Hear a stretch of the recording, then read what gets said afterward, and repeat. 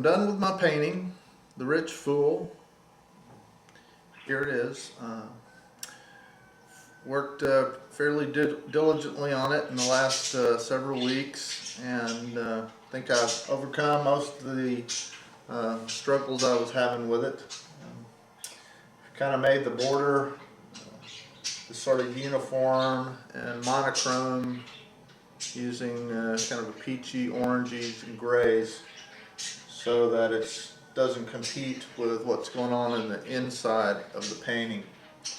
I felt like there was some color issues going on the inside of the painting. I finally figured out that with all these kind of orangey, reddish colors, the overall kind of blue I had going on in the background and the exterior of it was too harmonious. The colors were too complementary. So I took out most of the blue, kind of shifted it to more of a blue-green or a yellow-green. I think that works much better with the orange to give the feeling in the painting, kind of an overall edginess to it that it was lacking. So I played around a lot with the contrast, and I think I got it working overall pretty well. I'm pleased with the painting. We're going back to the story as I first talked about it, the parable of the rich fool, where the man tears down his barns to build a bigger barn to try and find some sort of security in the things that he owns.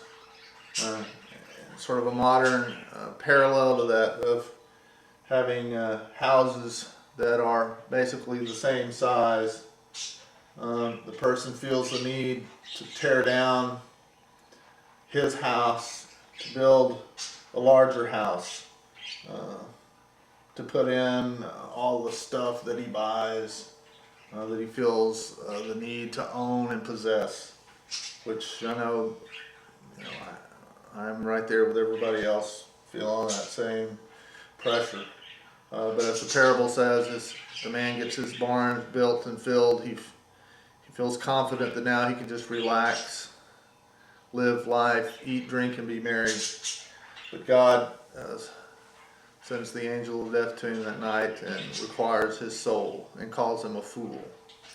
So here you have on this side of the painting the angel of death appearing to the man, requiring of him his life. And here in the last vignette you see the for sale sign. So everything that he worked so hard for, sacrificed for, is now up for sale to go to somebody else. As a contrast, you have the little house that remains the same, the family dedicated not to acquiring more stuff, but dedicated to having a family and raising a family. I think that's a pretty big contrast you see in our world today. Those who are willing to make sacrifices for stuff, and those who are willing to make sacrifices for their family. I think we've all experienced that yearning, that desire to have the latest, the greatest thing, the newest iPod. Man, I just saw the iPhone that came out the other day.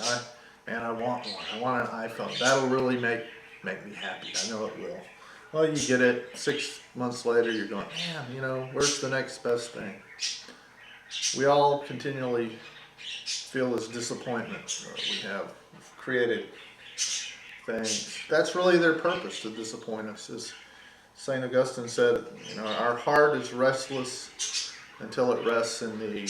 And all of the restlessness that we feel, all the disappointment that we feel in the things of this world is really only a signpost to show us that our heart is ultimately made for God. So disappointments are not to make us bitter, but to urge us on to keep seeking, to keep searching until we find the heart of God in it.